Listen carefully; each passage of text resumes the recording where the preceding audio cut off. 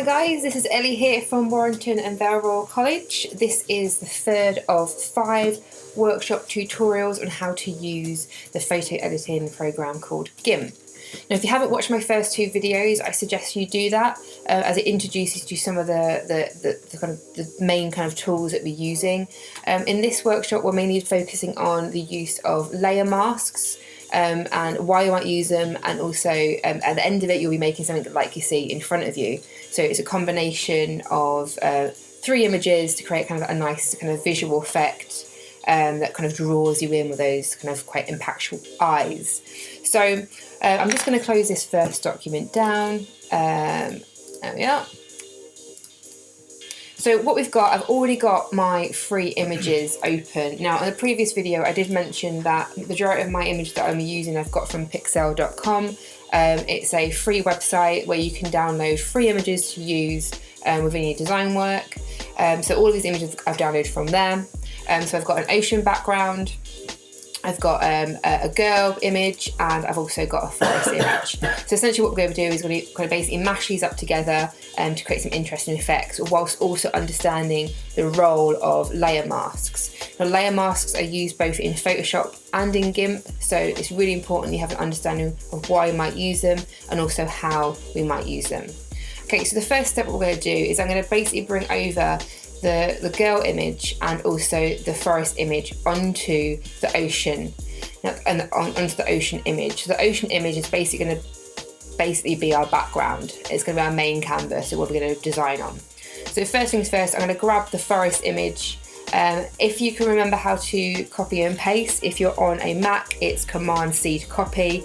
If you're on a PC, it's Control C to copy. So copy it over, so Command C or Control C, and then I'm going to paste it onto the ocean image. So it's Command V to paste or Control V to paste if you're using a PC. Okay, and I'm then going to do, well, before I do that, in the layer panel on the right hand side, I'm yet to confirm that I want to have that image placed there permanently. At the moment it's a floating status, so it says floating selection in the layer panel. I just need to make sure that I press that first tab that's green and it just confirms it, and that the thumbnail of that forest image can easily be found. I'm going to do the same with the girl image, so Command C or Control C to copy, over to our ocean design and press Command V to paste or Control V to paste. And again, making sure I click that green button just to confirm the placement of that. So now what you can see, I've got the girl image, the forest image, and the ocean background all in one document. Now, obviously I can't see the ocean background because the forest is in the way and the girl's in the way. So don't worry about that too much for now. For now though, I do want to make sure that I'm hiding the forest image. And that's mainly because I'm going to start using layer masks, so the effect of the layer mask is easy to see when we've got less kind of things on there. And if you want to hide a layer, you've got these eyes that basically represent if you can see it or not. So I'm basically going to untick that so it gets rid of it. Now, on the girl image, what I want to do is firstly make her a lot bigger. At the moment, her face isn't actually filling the canvas. So if you can remember how we enlarged it last time, if you go up to your transform tools and you can go to scale. Now I'm going to click on that image and then I'm literally going to drag it out, basically to confirm the size I want. I'm just going to press enter and it's going to give me an indication of where it's going to sit within there. So that's quite big. I'm going to make it a little bit smaller, only a tad. Press enter to confirm. It's not too bad. I'm going to move it over a little bit more and make it a tad smaller. So it's just kind of sizing it. I want basically her image to fit on most basically fill the canvas. So I'm just going to go back to my move tool. I'm just going to move it kind of centered a bit more. Okay. Okay, so I'm quite happy with that. The next step now is to start basically playing around with layer masks. Now on your layer panel at the bottom you have basically second one from the right. This is the mask tool essentially, and you can tell this because it literally got like a picture of a mask over a layer. So if you click on that whilst you're still on the girl layer, this box comes up And this gives you an option basically to what kind of layer you want it to be. I want it to have full opacity, so I want it to be fully white. And depending on what you're going to do with the layer mask in the future, it may differ, but that will make more sense as these workshops kind of go on. But just press add, and what now happens, if we look at our layer panel, we've got the image of the girl here, and we've now got this white box next to it, which is our mask. So we can basically change from the image of the girl to the layer mask. And if I was to click on the image of the girl and maybe draw over this image, it would actually attach it to that layer. What the whole point of a layer mask is that I can make edits to the image of the girl without actually ruining or editing that image. So if I went wrong, I haven't got to panic about it. If I just didn't like it, all I need to do is delete that layer mask. I don't have to delete the whole image of the girl. So that's why layer masks are really important.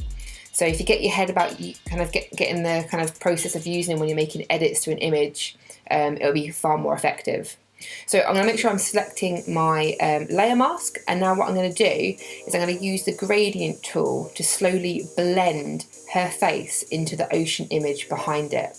So up on your tools over here, you can see a paint bucket tool. And if you click on that, there's actually a gradient within that. It's like a sub choice.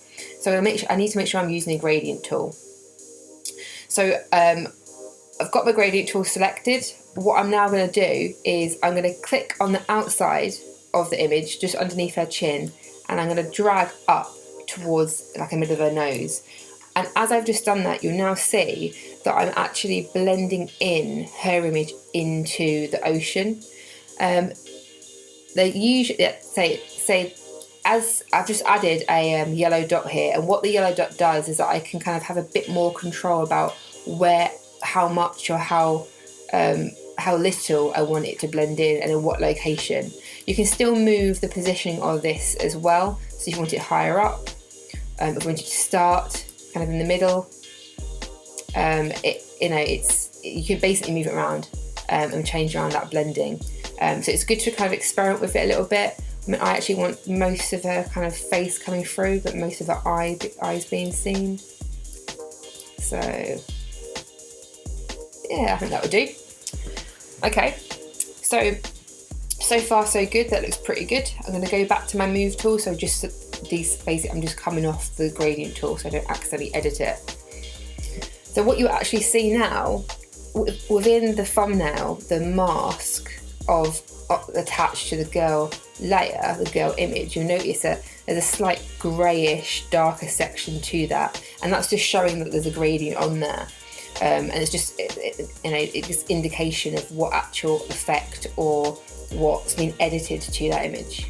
Now we're going to do pretty much exactly the same thing to the forest image. So first thing I'm going to do is actually bring it back in so I can see it. At the moment, obviously, because it's underneath, it is kind of blending a little bit more with it's blending into the girl image. But obviously, at the moment, we can't actually see much of that ocean anymore because it's actually the forest image is actually covering the ocean background. So what we're going to do is exactly the same thing as we did for the girl image. We're going to add a layer mask, so the layer mask on the bottom. We're going to make sure it's got a white full opacity. Let's add. And we'll do exactly the same thing. So we're going to go to our gradient tool. And this time I'm going to click from top to downwards, top to bottom. So I'm changing the direction of that. Now I think I was actually on.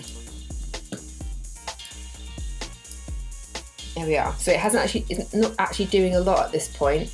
It's slowly coming in. So I'm just going to change the kind of extent of this, lengthen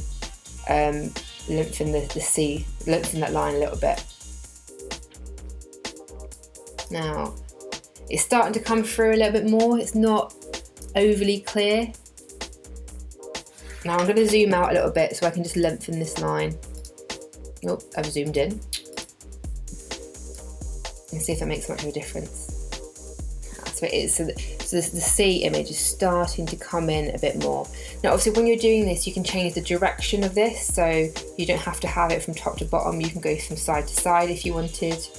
So you maybe have the trees kind of being more kind of prominent one side than the other.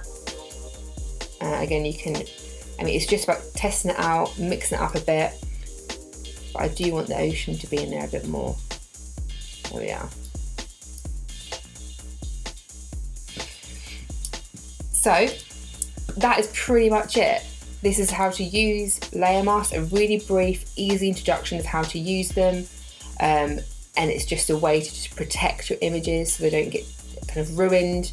And for example, if I was to save this, if later in the line I don't like a certain kind of technique that I've used to it or effect I've used to it, I can just remove that layer mask quite easily. But yeah, guys, it's really, really simple to do. Hope you have a go at it. Give it a good go. Like I said, all the images I've used are from pixel.com, but you can use any images that you want to use this effect. Really, really easy. And obviously something that you do exactly the same if you ever were to have Photoshop. The process is pretty much the same, and the tools are very, very, very similar. So good luck with it and have fun with it.